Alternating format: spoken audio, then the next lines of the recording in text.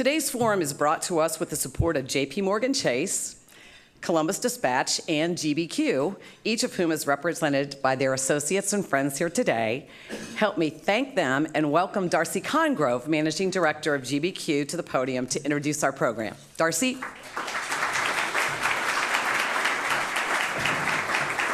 Thanks, Julie. GBQ is a public accounting firm and consulting firm, and we're based here in Columbus serving entrepreneurial clients, and all of those clients are very interested in what's going on with interest rates, as I'm sure we all are. There's always strong interest in what representatives of the Federal Reserve are saying, and I'm sure today will be no exception. We are very excited to be sponsors of the Columbus Metropolitan Club, supporting the mission of engaging the community in conversations that matter to the health and vitality of everything that we do here in our region, and are proud to call Columbus our home as one of the firms that's founded here. It's my honor to welcome the President of the Federal Reserve Bank of Cleveland, Loretta Mester.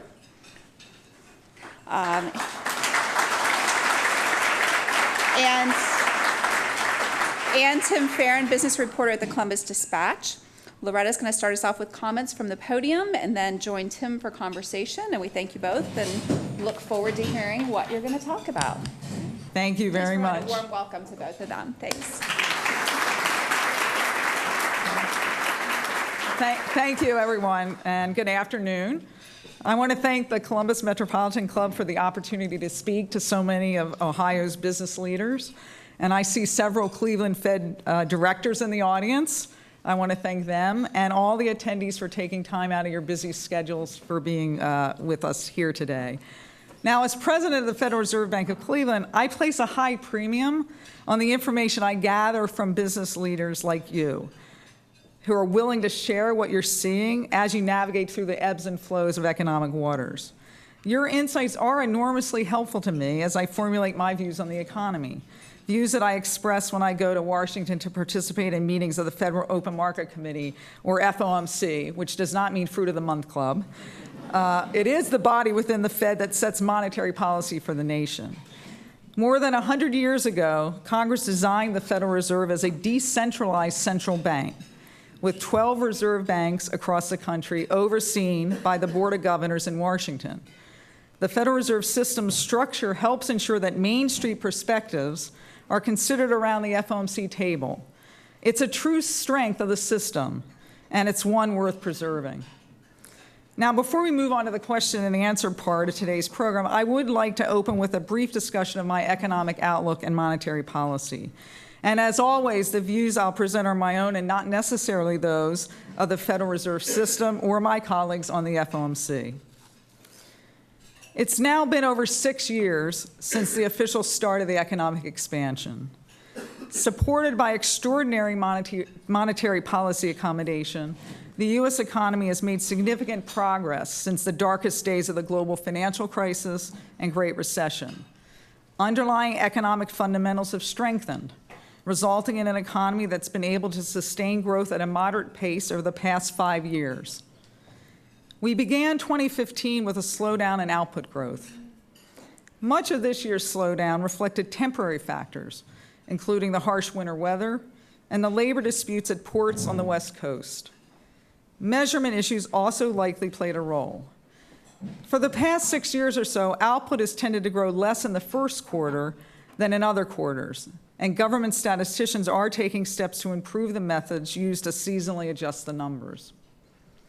The recent monthly economic data, as well as information gleaned from my business contacts, suggests we're seeing a rebound in spending in the second quarter.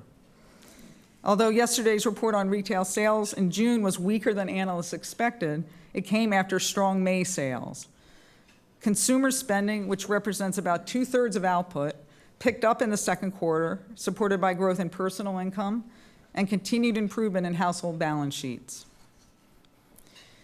Based on projections from the U.S. Energy Information Administration, the drop in gasoline prices is estimated to be saving the average household about $700 this year. Perhaps not surprisingly, consumer sentiment is very good, at levels not seen since before the financial crisis and Great Recession. Business sentiment also remains solid, but industrial activity has been weak in recent months. The drop in oil prices compared to a year ago has led to reduced investment and some dislocation in parts of the domestic energy sector, and this is affecting growth in certain regions of the economy, of the country, including parts of eastern Ohio. But the U.S. is still a net importer of oil, and so the benefits of lower energy prices in terms of consumer, business, and local government spending will ultimately result in a net positive for the U.S. economy. Another factor weighing on firms exposed to international trade is the appreciation in the value of the U.S. dollar since last summer. A stronger dollar means better terms of trade for the U.S. consumers and businesses, which is a positive for a growing economy in the longer run. But in the near term, dollar appreciation is putting a drag on U.S. export growth. The recent stabilization in energy prices and slowdown in dollar appreciation mean that both drags should lessen over time. On balance, I expect that after a weak first quarter, growth will pick up at an above-trend pace over the rest of this year and next in the 2.75% to 3% range. Now, I want to acknowledge there are risks around this forecast. I've incorporated a slowing in the pace of growth abroad, including China, but the magnitude of the slowdown remains uncertain. I'm also assuming that the situation in Greece will have a limited impact on the U.S. economy because our direct exposure via trade and banking is limited. Greek debt is held mainly by the public sector rather than private sector investors. And the European Central Bank has tools to contain spillovers to broader financial markets. Now, the Greek situation remains unresolved, but we had some positive news earlier this week. And the risk of a very bad outcome with sizable effects on the global economy is not high enough to change my modal outlook for the U.S. economy of moderate above-trend growth, which will support continued positive developments in labor markets. Over the past year, the economy has created an average of 245,000 jobs per month, and non-farm payrolls are now 3.5 million above their previous peak before the recession. The unemployment rate is 5.3%. Down sharply from its peak of 10% in 2009, and down 0.75 of a percentage point over the past year. A broad array of other labor market indicators have improved significantly over the past few years, including the long-term unemployment rate and the unemployment rate that includes discouraged workers and part-time workers who would rather work full-time. In addition, we're now beginning to see signs that wage growth is picking up. Year-over-year gains in the Employment Cost Index, a comprehensive measure of wages and benefits, rose from under 2% in the first quarter of last year to over 2.5% in the first quarter of this year. The delay in wage growth shouldn't be a surprise. Typically, wages tend to accelerate only after we've seen sustained improvements in the labor market. Some analysis we've done at the Cleveland Fed shows that in the last 3 expansions, job gains in industries that pay above average hourly earnings contributed more to total private sector gains as the expansions continued on. In my view, the totality of evidence suggests that the economy is at or nearly at the Fed's mandated monetary policy goal of maximum employment. This isn't to say there aren't longer-term challenges facing the labor market. Workforce development is a key issue. As a country, we want to ensure that people can enter and remain productive members of the labor force, to raise our standards of living, and to make us more competitive in the global economy. However, monetary policy is not the tool for addressing this important issue. It is better served by policies focused on strengthening and increasing access to education and training. Here in Ohio, we have also seen improvements in labor markets since the recession, but there are longer-run challenges as well. The state's unemployment rate has fallen sharply from a peak of 11% in December 2009 to 5.2% in May, which is half of a percentage point lower than a year ago. Firms have been adding jobs. It's true that the pace of job growth in Ohio is slower than in the nation. Over the past year, jobs have been growing somewhat less than 1.5% in Ohio, compared to over 2% in the U.S. as a whole. And while the U.S. employment is now 2.5% higher than its pre-recession peak, employment in Ohio has not quite reached that milestone. So how should we interpret this performance? Well, it helps to put it into context. First, the pace of job growth in the state is now well above the pace we saw during the last expansion when employment in Ohio was flat. Second, job growth in the state has been slower than the national pace since the mid-1990s. This is not a new phenomenon related to the Great Recession. It partly reflects slower population growth in Ohio and Ohio's higher share of jobs in manufacturing, a sector that has been experiencing a long-run decline in employment. Manufacturing accounts for about 15% of private sector jobs in Ohio, compared to about 10% in the US. Those shares are down about 7 percentage points since the mid-1990s. Within this bigger context, we can characterize the improvement in Ohio labor markets over this expansion as being pretty good, but at the same time recognize there are longer-run challenges as manufacturing continues to transform itself into a sector with higher productivity production processes requiring higher skilled workers. The Columbus metro area is generally faring better than other regions in the state. As you know, Columbus benefits greatly from a highly educated workforce and a diversified industry base. This has contributed to broader gains in employment across multiple sectors in the Columbus area and puts the Columbus economy in a stronger position for sustainable growth. In addition to maximum employment, the other part of the Fed's dual mandate is price stability. Inflation has been below the Fed's 2% goal for some time. Headline inflation has been running at about 0.25% so far this year. Excluding food and energy prices, which tend to be volatile, so-called core inflation has been running about 1.25%. Low inflation partly reflects the sharp drop in energy prices, as well as the appreciation of the dollar, which makes non-petroleum imports cheaper in the US. These downward pressures are starting to wane as oil prices and the value of the dollar have started to stabilize. Would I like to see higher inflation numbers? The answer is yes. Am I reasonably confident that inflation will gradually move back to the Fed's 2% objective over time? The answer is also yes. Supporting this view are above-trend economic growth, continued positive developments in labor markets, and the stability in measures of inflation expectations and some of the alternative measures of inflation, like the Cleveland Fed's median CPI and the Dallas Fed's trim mean PCE inflation. Of course, my economic outlook is dependent on appropriate monetary policy, so let me turn to that now. As the FOMC has said, in determining the appropriate path of monetary policy, we assess both realized and expected progress toward our dual mandate goals of maximum employment and 2% inflation. So policy is not on a preset course. It depends on our read of what incoming data and economic information mean for our economic outlook and the risks around that outlook. It's well accepted that monetary policy needs to be forward-looking.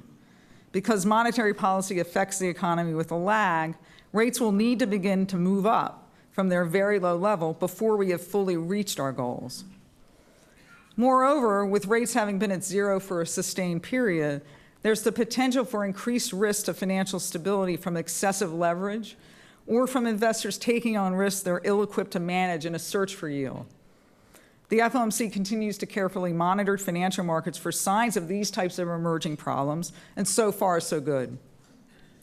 The FOMC anticipates that two criteria need to be satisfied before it will be appropriate to raise the federal funds rate: further improvement in the labor market and reasonable confidence that inflation will move back to its 2% objective over the medium term. Now, according to the FOMC's June economic projections, 15 of 17 participants anticipate that it will be appropriate to begin to move interest rates up sometime this year. My own assessment is that the economy can handle an increase in the Fed funds rate. A small increase in interest rates from zero is not tight monetary policy. And with the economic progress we've made and that I expect to continue, monetary policy can take a step back from the emergency measure of zero interest rates. But I understand that others might like to see more confirming evidence before commencing a rate increase. My colleagues and I on the FOMC are all committed to promoting our dual mandate goals of price stability and maximum employment, but we may have different views about realized and anticipated progress towards those goals and about the potential costs and benefits to changes in policy with respect to achieving those goals. While financial market participants are particularly focused on the timing of the first rate increase, when it comes to monetary policy, timing isn't everything. The FOMC meets 8 times a year, and the difference in lifting off from zero interest rate a meeting or two earlier or later is not significant. More important for macroeconomic performance is the expected path of policy beyond liftoff, because expectations about the future path of policy can affect today's economic decisions.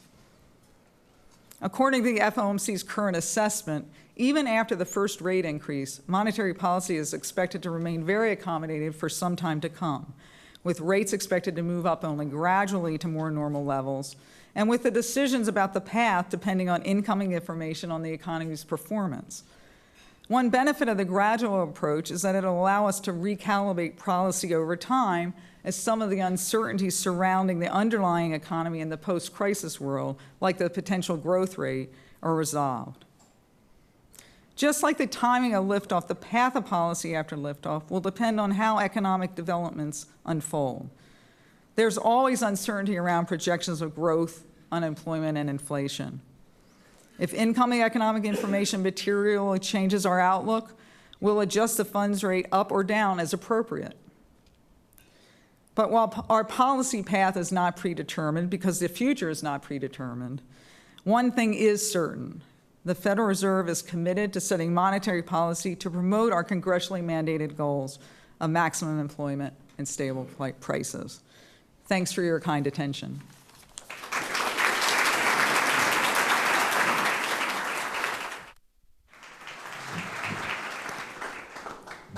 While you get yourself hooked up, maybe I'm being irrationally exuberant, to quote a former Fed chairman, but I am really very excited to be here to talk to you today. I followed the Fed and the Cleveland Fed for a long time.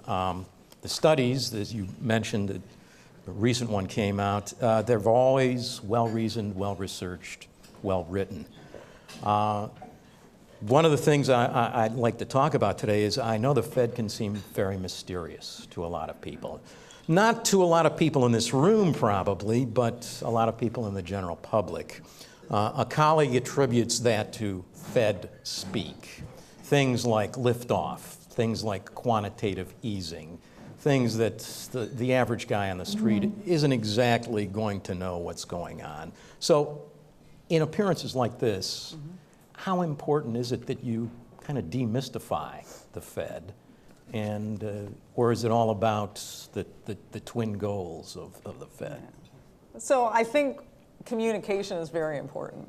I think the Fed has been trying over the last 20 years or so to improve our transparency. All fields have lingo, unfortunately. Yeah. I'm sure in the newspaper business you probably have lingo too. Yes. But we are trying to be as transparent as we can and try to explain the rationale behind our policy decisions. Accountability is very important for the Fed. And I think that it's incumbent upon us to try to be as communicate in a clear way as we can. Some of us are better at it than others. I did use liftoff in my remarks here, but hopefully people in this audience understood that I meant bringing interest rates up from zero. Right. But I do just ascribe to the fact that the Fed needs to be transparent. We want our policy to be understood. We want our rationale for our decisions to be well understood by the public.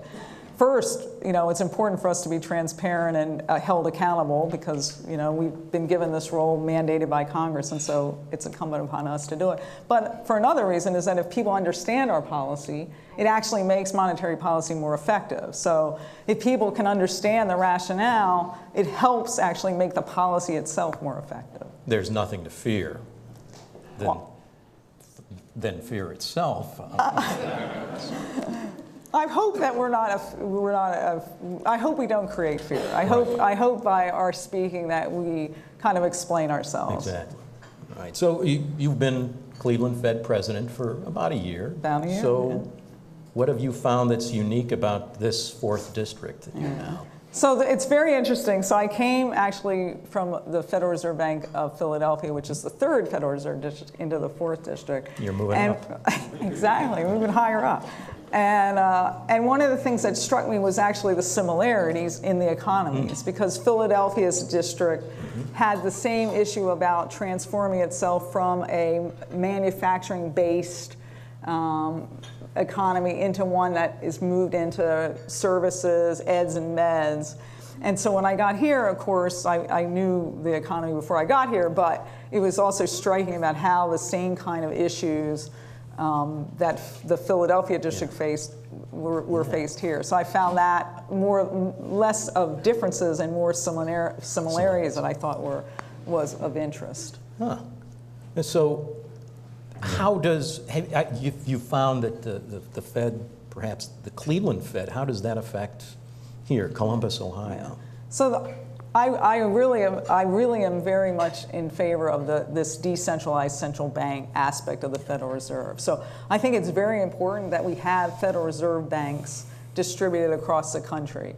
And I think that the Cleveland Fed, well before I got there, is a great representative, a great business to have in your area.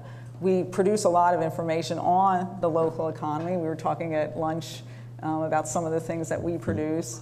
You know, our hope is that we can explain the economy. We gather information from everyone in this room, people in this room, to try to inform our views at FOMC. So, you know, I find it very valuable to talk to as big a swath of business leaders as I can across the district, because it really helps us evaluate what's going on in the economy. As we've talked about, again at lunch, the data comes in with lags, right? So it's great to have the data, but you have to also be talking to people to see what are they really seeing on the ground and what are the challenges that they face. So we take that role very seriously. We gain a lot of information from the district, and we're hoping to provide some information back. We have a community development group at the Cleveland Fed, which I think is first rate. And they're researching issues that are very relevant to the regional economy, foreclosures, workplace-based programs to help education. So I think we can provide information, but we also, you know, are very grateful for people to provide us with information too. Some of that information, I'm sure, includes the skills mismatch that's been impeding job growth. Yes. There's a group among those kids out there who don't have the skills. They're not employed and they're not going to school. In years past, they might have been absorbed into the manufacturing sector, which, as you noticed and noted, isn't growing. What do we do about those kids? Well, so this is, again, one of these longer run challenges. The number of low-skilled jobs, and not just in manufacturing, just in the country, right? There are fewer of them, right? And what that really means is we have to focus on making sure that we allow for equal opportunity to actually go into education. Now, does it have to be college education? Perhaps not. It can be other kinds of training programs, but we have to be able to do that. I gave a talk actually at a Cleveland Fed conference in Pittsburgh, the Policy Summit, where it's a community development conference where we had a lot of people in the audience, and they said the same thing, that education is a continual process, and it's not all STEM. You have to teach soft skills as well as that, so people can understand what it means to be in the workforce. And I think as a country, right, it's kind of our responsibility to figure out the best programs, right? Everyone has limited resources. We need to find the most effective programs. And there is a lot of research going on to be able to do this, but more comprehensive programs are also absolutely. Otherwise, these kids will be a drag on the economy, on businesses. We won't get tax money from them. It'll just, but I think, and their lives will be exactly. I mean, destroyed, most of all. As policymakers, we want to focus, and of course this isn't a monetary policy issue, but just in general, right? I think we have to try to do the best that we can for our country and all of its people, and try to figure out ways of solving these kinds of really hard problems. Absolutely. You mentioned, of course, that Columbus has recovered rather well from the recession, and other places in Ohio, not so much. What is it about Columbus? Bill Lafayette quite often asks that question rhetorically. But what is it about Columbus? Is it just the Ohio State and the education facilities? So I think that's actually very helpful. If you have a university, a high-quality university, that can help because you one of the big issues is, do you retain the people who go to the university in the Yes. community, right? And so you can train them, and if they leave, that's a problem. But Columbus has been able to do that. I think the partnerships between university and entrepreneurs is something that can help, right? There's a lot of that going on here. I think that just having, and we know from a lot of studies that if a more educated workforce actually helps the people at the less educated end of the work. Everyone is, it's like, the boat rises with, the rising tide. And so these kind of cohort effects, or whatever you want to call them, another lingo, I shouldn't use that. But anyway, these kind of, I was going to say externalities, that's no better. But anyway, these kind of like broad, factors. We'll break you of these hats. Yeah, thank you very much. These kind of broad, I don't know, Doug Campbell tries to break me of this all the time, but he hasn't been successful so far. But anyway, that can help, Absolutely. And I think that's one of the things that Columbus has going for it. You've also mentioned although labor markets have improved, wages haven't really increased as well as we might like. There was a recent study out of the Cleveland office talking about that. When do you think this is going to change, if it's going to change? Right. So I would say we're seeing signs of now some acceleration in wages, which is good. I would also say that usually you don't see wages starting to pick up until you get very close to full employment. So it shouldn't have been that surprising that it took some time, right, for us to beginning to see wages accelerate. And so I think we're beginning to see that. Some people want to see a little more of that before they're convinced, but you can look at some of the data and you can see an acceleration going on. Although longer term, that's been a continuing problem over the last decades, is it not? Well, I think, there's, we'll go back to some of the things that we talked about in terms of workforce development and skill sets, and those are problems that need to be solved in order to be able to sustain, higher wages. My very next question, some people are arguing that monetary policy has contributed to income inequality. What do you think? Is that true? All right, so I'll talk about it firstly. So some of the extraordinary things that the Fed did included bringing the interest rate down to zero. Okay, and so that's going to have a disparate impact, right, on savers versus borrowers, for example. Retirees who are dependent on sort of fixed income kind of financial instruments versus people who have access to the stock market, perhaps higher income individuals. So there are distributional effects of monetary policy. And in particular, when you get interest rates down to zero, they really become more apparent. On the other hand, right, had the Fed not taken those extraordinary measures, I think everyone would have been worse off. I think it was necessary to take those kind of extraordinary measures. And I think that now, right, as we go forward, right, it's time to get away from the emergency level of interest rates and bring things back to a more normal level. Many people see the Fed as having kind of come to the rescue, ridden in with its policies. There, of course, has been a lot of talk about rate increases come September. The International Monetary Fund has been saying, can you wait until next year? And you talked a little bit about that in your talk. Is it likely to happen in September? Do you think it'll be next year? I won't tell anybody. Okay, so What do you think? Let me rephrase it. Should it come later this year? Okay, so I don't speak for the FOMC. I'm just on it. I'm a participant. Okay, right. So what we're doing is we're assessing the progress towards our goals, both realized and anticipated. We've set up the two criteria that we think we need to see, anticipate will need to be, gone, further improvement in labor markets, right? And reasonable confidence in inflation is going to move back to 2% over the medium term. Different participants on the FOMC have different views about that because we look at the data, we look at our information from our districts, we look at information internationally, and we may have different views about that. So we go into every meeting with an open mind and a discussion because I want to hear what my colleagues are seeing in their areas as well, right? So we have this discussion, and then the committee gets to, comes to a collective judgment about what's best for the economy. So I can't tell you, actually, right, because I don't know, right? We're going to assess the information as it comes in. In my view, the economy can support a small increase in interest rates. But that's my view, and others will have different views. Okay. So you mentioned the first rate increase.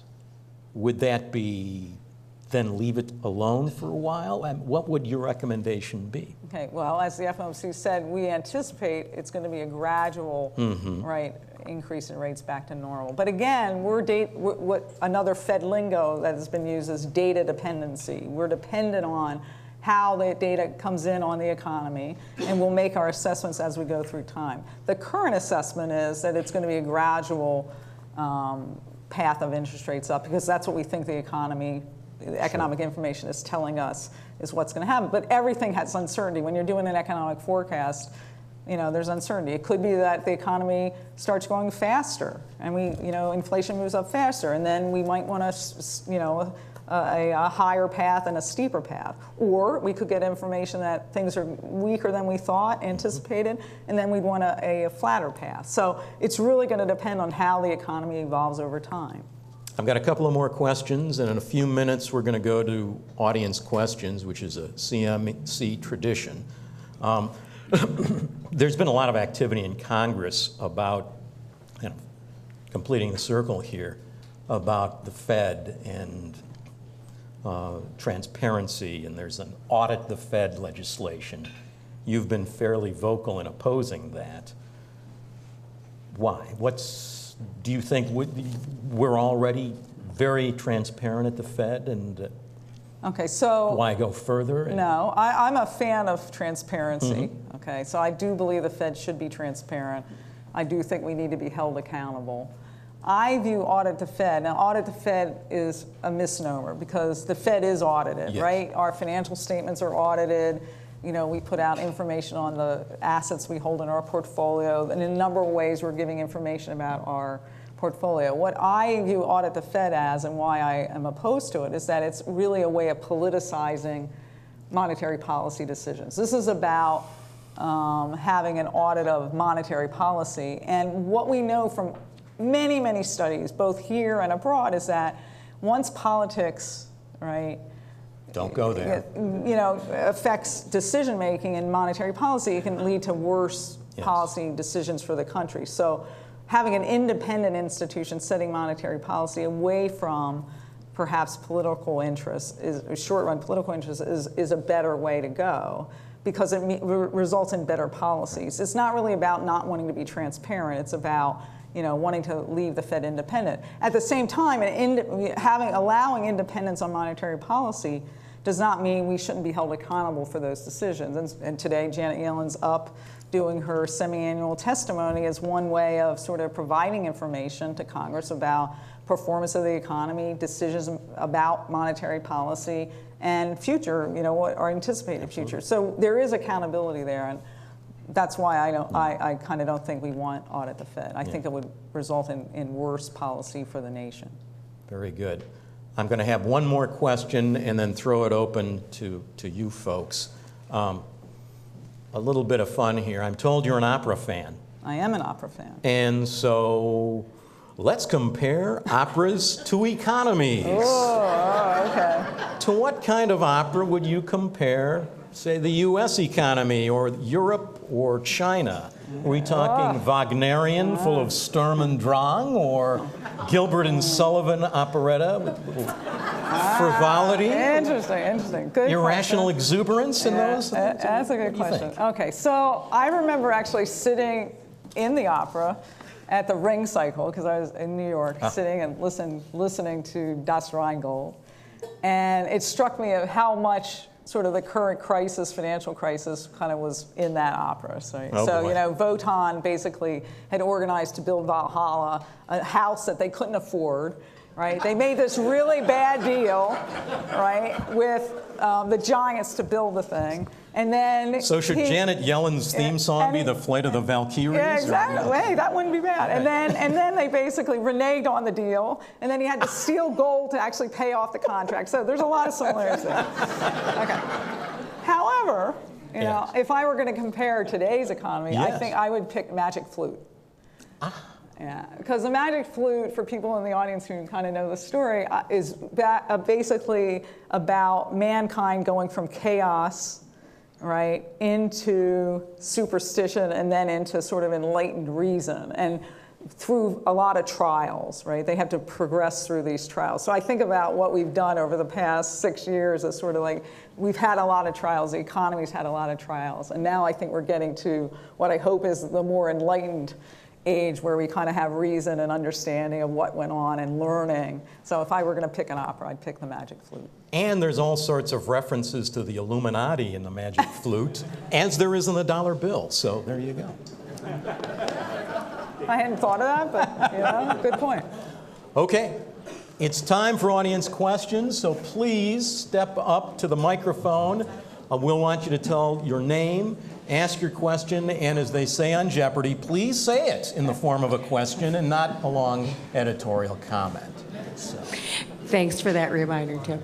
And thank you so much, Loretta, for being here and providing so much insight for us today. We are certainly a world economy, and our U.S. economy is impacted by many things, and not the least of which can be currency. As the dollar begins to reach parity nearly with, or should I say the euro begins to reach parity nearly with the dollar, how much do you factor in those kinds of things as the Fed takes a look at all of the various things that impact our economy with the international factors that you might use? Okay. That's an excellent question. So, you know, the appreciation of the dollar over the last year certainly has hurt export growth. So as a short run, near-term phenomena, it certainly has hurt companies that have exposure to trade. It's hurt companies with multinational operations. And that's been one of the drags that we've seen, right, on growth at the beginning of the year and, you know, going into the second quarter as well. Right, but if you look at the dollar, it's begun to stabilize somewhat. And so as that stability happens, right, those drags are going to lessen over time. So we certainly talk about international developments at FOMC meetings. We factor them in when we're thinking about U.S. output growth, for example. We're going to think about the trade sector. We're going to think about growth abroad relative to the U.S. because that's going to feed into our forecasts of the international trade sector. So we do take those kinds of things into account. The value of the dollar, of course, we don't control, right? But we take it as sort of a condition, one of the financial conditions that informs our forecast going forward. Hi, thank you for being here. So we've been talking a lot about Greek debt nationally and internationally, and I did the math. And so if they estimate global GDP at about $73 trillion, and both Greek debt and Greek GDP at less than 400 billion, that represents less than 0.5% of global GDP. Is there a disproportionate concern and discussion over such a tiny number? So I think the Greek debt situation is more than just an economic situation. I think it's become also a political situation on Europe and the role of European Union and that. So in that sense, it's bigger than just the numbers and the adding up numbers. And I think that's why it's sort of has gotten the focus that it's gotten and has implications for the institutions going forward and the union going forward and the Eurozone going forward.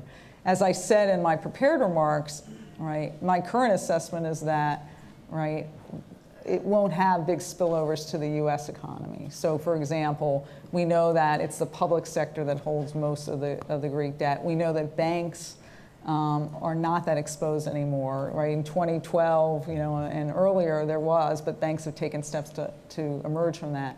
And also the European Central Bank, the ECB, has tools to limit the exposure, right, of other markets. And if you look at sort of what's happened in other financial markets since over the last couple of weeks, it looks like they haven't reacted as strongly as one might have thought before. So my current assessment is that it won't have large spillovers, but it's certainly something that we're going to keep our eye on And it is one of the risks that international developments is one of the risks that you factor in when you're doing a forecast for the U.S.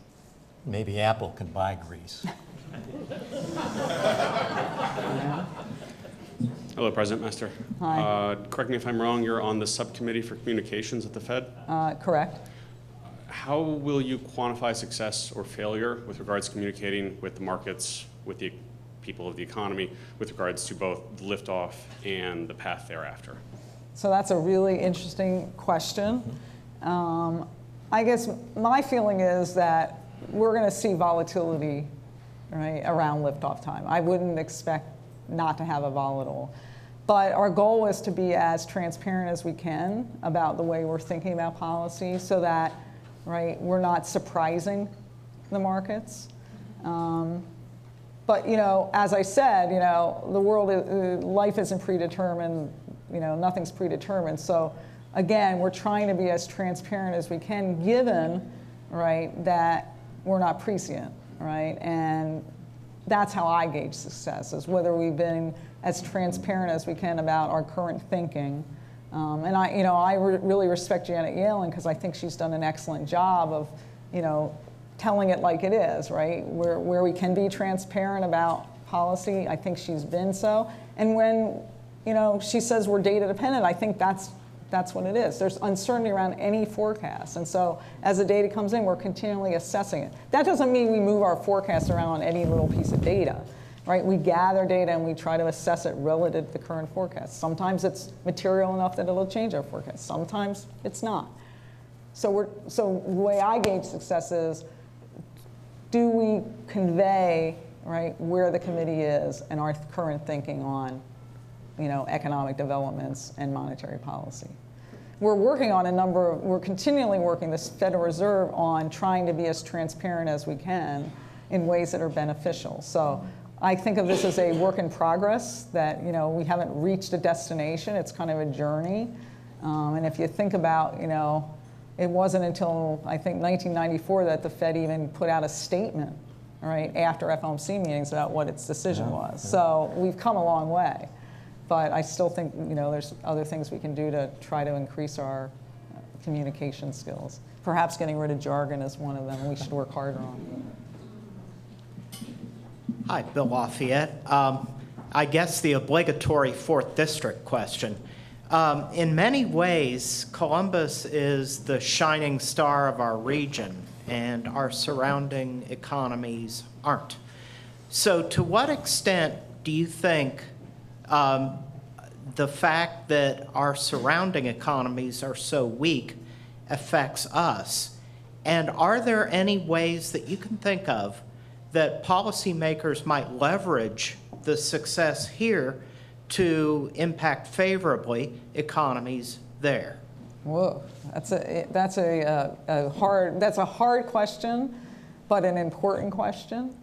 Again, I really think that it's about skills and making sure that you can have these liaisons, entrepreneurship, and sort of fostering an environment so that you can innovate.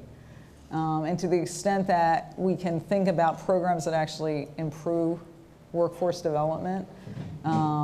We've had people tell us, businesses tell us that they are happy with training workers. They want to train them because they can actually get people that actually with the skills that they need in their job. But the problem is that when they train them, then they leave. And so there's those kind of things, are there good ideas about how you can maybe train not at an individual firm level, but at a broader level, right, to develop the skills that are necessary in a region, right? And there's work going on in those kind of ideas, and I think that can help. But you're right, Columbus does have the university here, which I think is a important attribute, and being able to retain graduates, I think is something that's important as well. Good afternoon, I'm Meg Tieford. I wanted to hear what you thought about the housing market and whether things are now really taking off and maybe taking off too fast, or what do you think about what's happening with housing? So that's an interesting question as well, and an important given what we've been through, to know sort of what's going on in housing. So housing has actually still been a little bit disappointing, I would say, residential.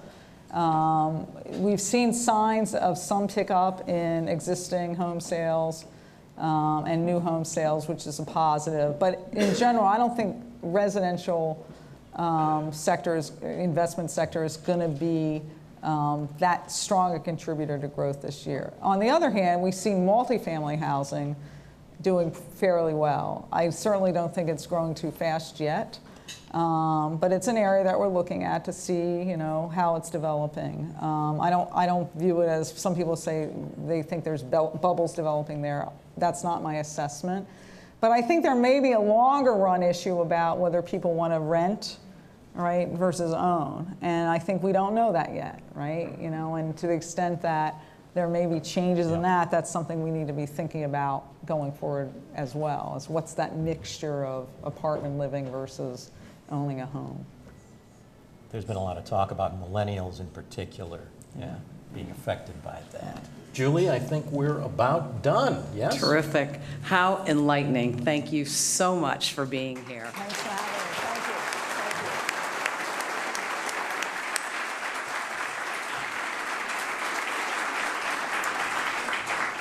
Remember, you can view and share all of our forums on CTV Columbus Television, WOSU and PBS affiliates statewide through the Ohio Channel, and anytime on columbusmetroclub.org via YouTube.